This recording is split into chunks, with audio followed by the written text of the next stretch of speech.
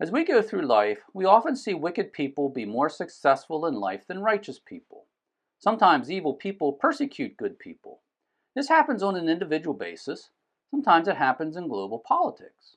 All of this appears to us to be wrong and unfair, and we wonder why Yahweh doesn't bring justice. Sometimes we demand that God fix the inequity. The book of Habakkuk contains two lessons for us regarding this inequity. First, life is not fair. Second, Yahweh works on a different timetable than we do. Habakkuk lived during a time when the Israelites were very sinful and idolatrous.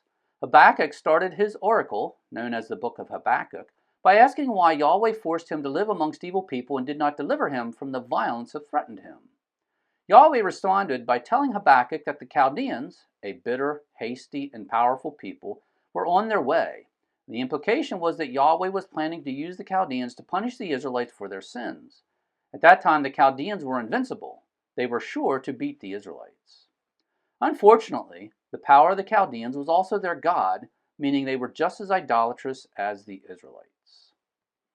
Let's start reading at Habakkuk 1, verse 12. Are you not from everlasting, O Yahweh my God, my Holy One? We will not die. You, O Yahweh, have placed them to judge, and you, O Rock, have established them to reprove. One of the challenges in understanding the Old Testament is following the pronouns. Starting with verse 12, the first person pronouns refer to Habakkuk. Habakkuk was speaking to Yahweh. Yahweh is everlasting, and the Israelites were not going to cease to exist. Therefore, when Yahweh placed the Chaldeans as judge over the Israelites to reprove them for their idolatry, it appeared to be a permanent situation. Verse 13. Your eyes are too pure to see evil, and you cannot look on trouble. Why do you look on those who deal treacherously? Why are you silent when the wicked swallow up those more righteous than they? Habakkuk objected that Yahweh's method of dealing with the idolatry of his people was to allow a country that was even more sinful than God's people to swallow up God's people. In our world today, there are many occasions when wicked people triumph over good people. Many Christians wonder why Yahweh allows that to happen. It seems very unjust. Verse 14. And you have made men like the fish of the sea, like creeping things without a ruler over them. The Chaldeans bring all of them up with a hook, drag them away with their net, and gather them together in their fishing net. Therefore they are glad and rejoice. Habakkuk used the illustration of fishing to describe what the Chaldeans were doing. The people of the nations were fish, and the Chaldeans were capturing nations with their nets. The strength of the Chaldeans and their army was their net. Then the Chaldeans rejoiced whenever they conquered a nation. Verse 16. Therefore they offer a sacrifice to their net, and burn incense to their fishing net, because through these things their portion is rich, and their food is fat. The 11th verse of chapter 1 tells us the power of the Chaldeans was their god. Therefore, when they had military success, they gave the credit to themselves. They celebrated their own military prowess. Verse 17. Will they therefore empty their net and continually kill nations without sparing? Habakkuk wanted to know if Yahweh was going to allow the Chaldeans to do this indefinitely. Today, we often wonder the same thing. We ask God if He is going to allow evil people to practice their evil for as long as they wish. The reason we ask that question is because we believe it is unfair for Yahweh to allow wicked people to survive and thrive. In the English language, we use punctuation and space to break long text down into smaller portions. In biblical Hebrew, they did not have punctuation, and writing materials were expensive, so they didn't leave blank space on a page. Instead, they used letters to create breaks in the text. They had two letters they used. One indicated a major break, and the other indicated a minor break. Habakkuk inserted a minor break at this point in his book.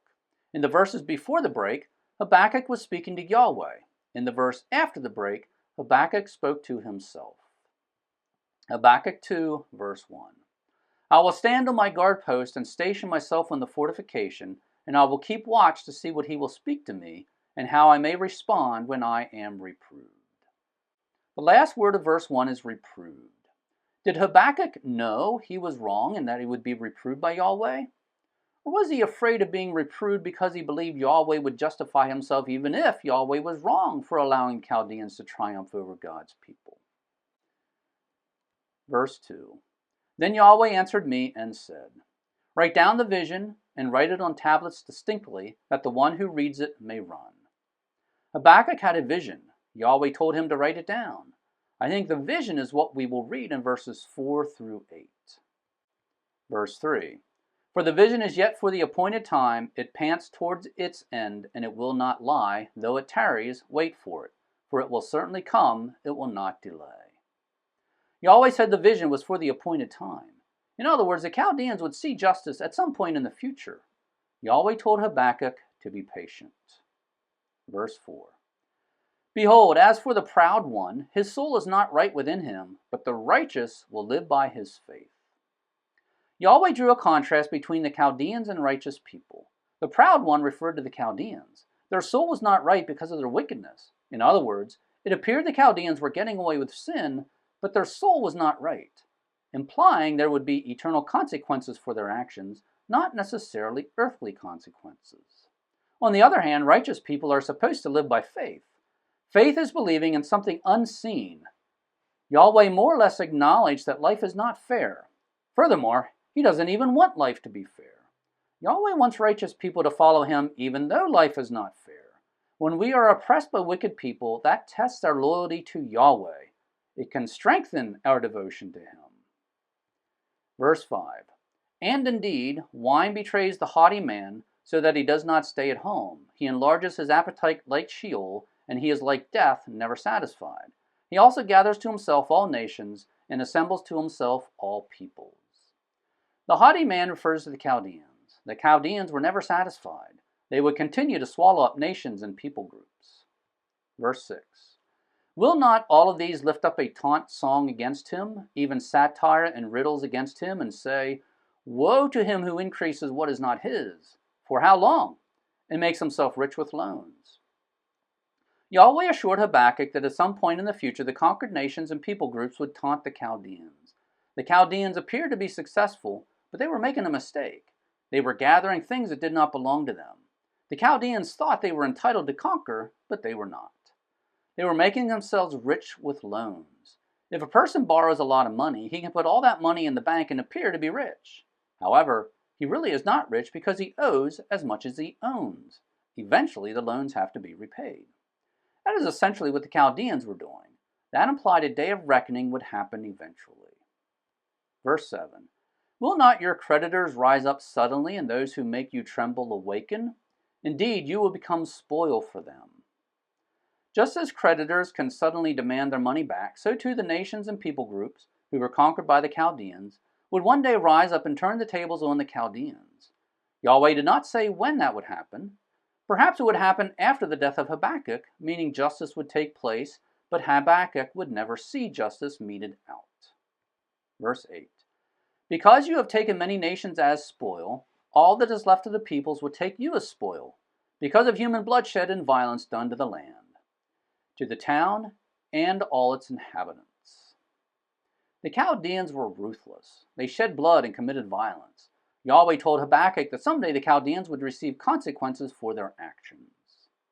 Humans want life to be fair. We hate it when bad people triumph over good people. However, this passage in Habakkuk teaches us that life is not fair. We need to accept that. Furthermore, God has a different perspective on time than we do. Humans live less than 100 years. If something doesn't happen in our lifetime, we think it will never happen.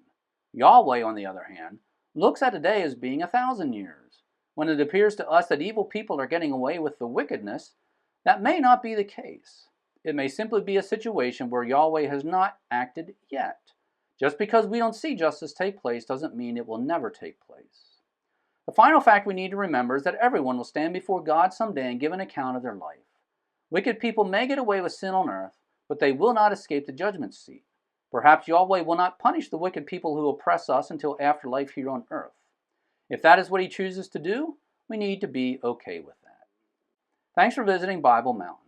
If you have already joined my email list, thank you, and please forward this to someone else who would benefit from visiting Bible Mountain. If you have not joined my email list yet, please do so now. My email list is free. In order to join, go to BibleMountain.com, click on email, and that will take you to a page where you can sign up. Your email address will not be sold nor given away. Once again, thanks for visiting Bible Mountain.